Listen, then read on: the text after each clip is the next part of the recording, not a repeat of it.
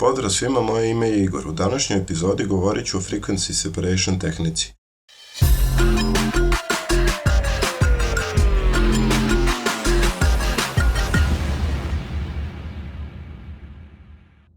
Govorit ću malo o teoriji kako se pravi frequency separation layeri, koje alate da koristite i kako se zaista koristi. Ovu fotografiju sam dobio sa korišćenjem frequency separation layera i dodge and burna. Za veoma kratko vreme uspeo sam da dobijem ovakve rezultate, otprilike sam radio 10 minuta. Krenut ćemo od teorijskog dela. Uz dodge and burn, frequency separation tehnika je u poslednjih nekoliko godina najvažnija tehnika kada je reč o naprednom retuširanju. Danas je mnogi koriste, ali često ne znaju mnogo o teoriji ove izuzetne tehnike. Frequency separation tehnika je virtualni proces razdvajanja fotografija na više frekvencija, najčešće na dve frekvencije. Svaka fotografija ima veći broj frekvencija i svaka sadrži određeni broj informacija. Najčešće prilikom retuširanja lica fotografiju delimo na dve frekvencije, odnosno na high frekvenciju i low frekvenciju. High frequency kanal sadrži informacije o teksturi, o finim detaljima kao što su pore, bubuljice, akne itd. Low frequency kanal sadrži informacije o tonalitetima i kolornim prelazima. Ukoliko bi fotografiju posmatrali samo kroz low frequency kanal, prepoznali bi subjekte na fotografiji, ali ne bismo mogli da vidimo nikakve detalje na takvoj fotografiji. Kada pravite frequency separation layere, postoji razlika da li to radite na fotografiji od 16 bita ili to radite na fotografiji od 8 bita. Krenut ćemo od 16-bitne fotografije. Najlakše da vidite koliko bita vaša fotografija ima jeste ovaj broj ovde. Ukoliko piše 16, znači radite na 16-bitnoj fotografiji. Isto to ćemo uraditi na 8-bitnoj fotografiji. Moj savjet vam je da uvek kada to možete koristite 16-bitnu fotografiju. Da bi napravili frequency separation layere, duplirajte osnovni layer, donji nazovite low, a gornji nazovite high. Kada ste napravili ova dva layera, isključite high layer i selektujte low layer. Zatim idite na filter, izaberite blur, Gaussian blur. Moje fotografije su obično 36 megapiksela i zato biram radijus od 8 do 10. U ovom slučaju fotografija malo kropovana i iz tog razloga sam izabrao vrednost 6. Kada određujete vrednost za vašu fotografiju, izaberite vrednost na kojoj će se izgubiti fini detalji. To najbolje možete da vidite na obrvama. Kada prestanete da vidite pojedinačne dlačice na obrvama, to je znak da je dovoljno blura. Kada nađete vrednosti koje vam odgovaraju, možete lako da napravite akcije i ovaj proces ne morate da ponavljate. Kada unesete odgovarajući radijus, kliknite OK. Kada ste uneli vrednost Gaussian blura, ponovo uključite High Layer i njega selektujte. Idite na Image, Apply Image, u padajućem meniju izaberite Low, idite Invert, izaberite u padajućem meniju Add. Jako je bitno da u scale bude broj 2, a u offsetu da bude 0. Kliknite OK i promenite blending mod u Linear Light. Kada ste promenili blending mod, selektujte oba layera, kliknite Ctrl+G i napravili ste grupu. Kada smo sve ovo uradili, frequency separation layeri su spremni za rad. Na high layeru ćemo rešavati probleme koje imamo sa teksturom na licu, dok ćemo u low layeru rešavati probleme koje imamo sa bojom lica. Kada radite na fotografiji od 8 bita, proces dobijanja frequency separation layera je malo drugačiji. Ovo je fotografija od 8 bita, već unapred sam napravio low i high layere, odnosno duplirao sam početni layer. Isto kao kod 16 bita, isključit ćemo high layer, selektovat ćemo low, ići ćemo na filter, ponovo ćemo ići blur, Gaussian blur, izabrati određenu vrednost i kliknuti OK. Kada ste uneli vrednost blura, selektujte high layer i upalite ga, idite na Image, Apply Image i u ovom delu pravljenja frequency separation layera je najveća razlika u odnosu na 16 bita. U padajućem meniju layera izaberite low layer, invert polje ostavite prazno, a u blending padajućem meniju izaberite subtract. Za razliku od 16-bitne fotografije, u scale mora da piše broj 2, u offset 128. Kada to uradite, kliknite OK i promenite blending mod u Linear Light. Kada to uradite, možete ponovo da napravite grupu i spremni ste za rad na 8-bitnoj fotografiji. Kada napravite frequency separation layere, na vama je da izaberete alat koji ćete koristiti. Možete koristiti healing brush tool, možete koristiti clone stamp tool, možete čak koristiti i četkicu. Ukoliko izaberete četkicu, ona funkcioniše isključivo na low layeru. Ako radite sa healing brush toolom, jako je bitno da u dodatnom meniju alata bude namešteno current layer. Takođe, ukoliko radite na high layeru, bitno je da hardness četkice bude 100. Ukoliko radite na low layeru, obavezno je da hardness bude 0. Ako koristite četkicu, hardness mora da bude na 0. Takođe, ovde ćemo napraviti novi prazan layer i napravit ćemo clipping mask sa low layerom. Pre nego što krenem da retuširam lice, prvo približim fotografiju i analiziram one delove lica koje želim da popravim. Ja ću na ovom portretu srediti trenutne nesavršenosti na licu koje u ostalim imamo svi. Kod ovakve vrste portreta ne treba skidati sve nesavršenosti kao kod beauty portreta. Beauty portreti najčešće prodaju neki proizvod za lice i zato svaki detalj na licu mora biti savršen. Ovde ću ublažiti tonske razlike, takođe ću ublažiti tonske razlike koje su nastale zbog prelamanja svetlosti, uklonit ću višak dlaka koje su se našle na licu i smanjit ću podočnjake, ali ih neću u potpunosti ukloniti. Podočnjaci se kod ljudi najčešće javljaju posle 3. 4. godine i u obradi već tad možete da ih ublažavate, ali nikako da ih u potpunosti skidate.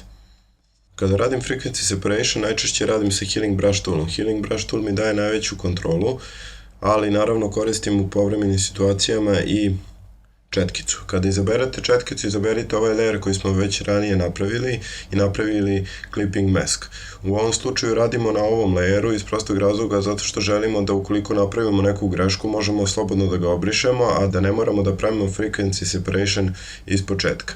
U ovom slučaju imate potpunu kontrolu nad tonskim prelazima zato što ste napravili clipping mask i sad pogledajte kako radim sa četkicom. Kada izaberete četkicu, hardness stavite na 0, opacity ili flow stavite na male vrednosti, na primjer 4-5%. Kada smo utvrdili šta želimo da popravimo na našoj fotografiji, kao što je ovaj prelaz ovde, onda ćemo da uzmemo četkicu, da selektujemo boju pored prelaza koji nam nadgovara i da bojimo preko nje. S obe strane tog prelaza samplujte boje i polako bojite te delove fotografije.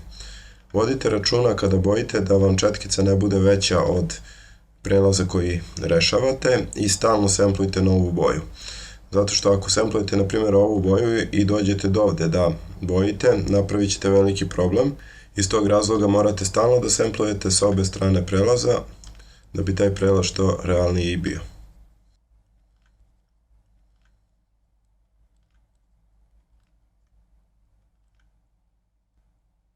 Rešit ću ovaj deo ovde, nadam se da vidite šta radim i kako samplujem.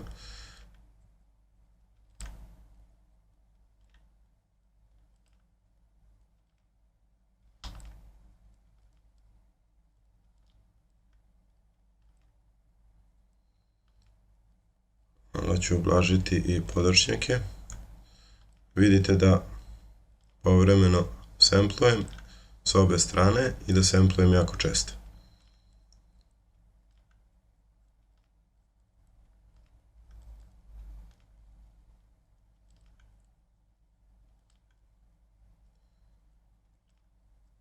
S vremena na vreme odaljite fotografiju i pogledajte šta ste uradili. Kliknete ovde, vidite pre i posle. Vidite da smo na dobrom putu, ima ovde još dosta posla, ali napredujemo. Da ne bi preterali, s vremena na vreme odaljite fotografiju, radite ovo što sam rekao.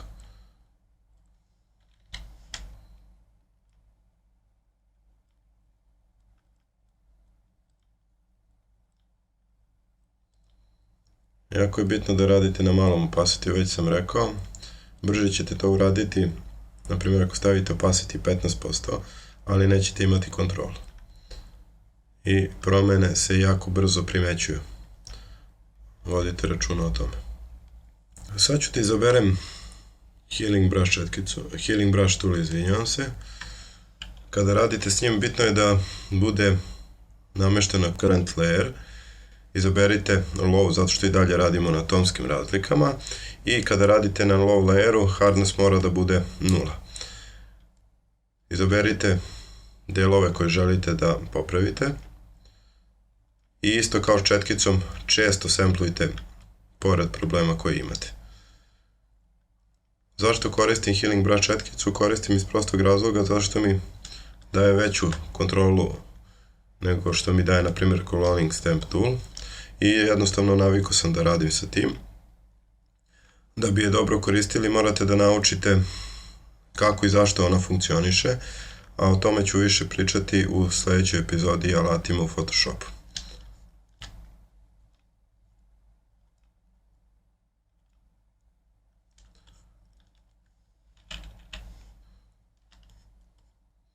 Inače, ja najčešće prvo radim sa sređivanjem tonova i boja na licu, a kasnije radim sa high frequency layerom. Naravno, to zavisi od vas i vaših navika, ali ja sam navikao tako.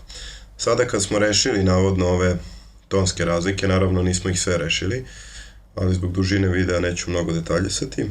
Izaberite high layer, uzmite Healing Brush tool i hardness stavite na 100%. U ovom slučaju ćemo rešavati pitanje kao što je dlaka kose. Semplujte pored dlake i povucite, onda rešit ćemo ovaj deo ovde, rešit ćemo neke bore. Kada menjate teksturu, vodite računa da se ne javljaju uzorci, slični uzorci, tačnije teksture, jer se onda vidi da je retuširano. Ukoliko to uspete da izbegnete, na pravom ste putu.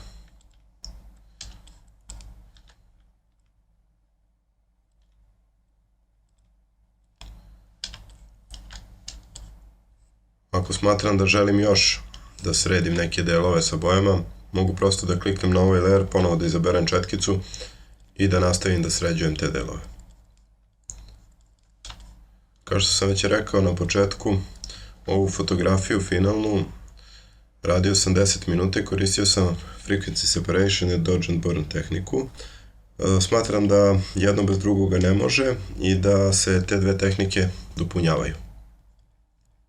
Još malo ću vam pokazati kako semplujem sa bojama, zato što mislim da je to komplikovanije savladati nego rešavanje teksture.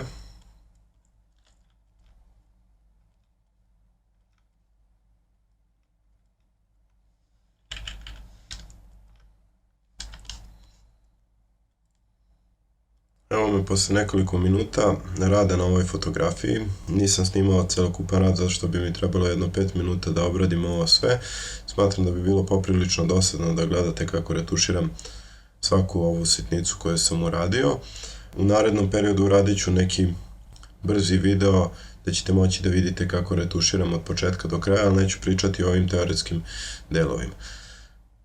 Kao što vidite, drastičnu razliku smo uradili za par minuta.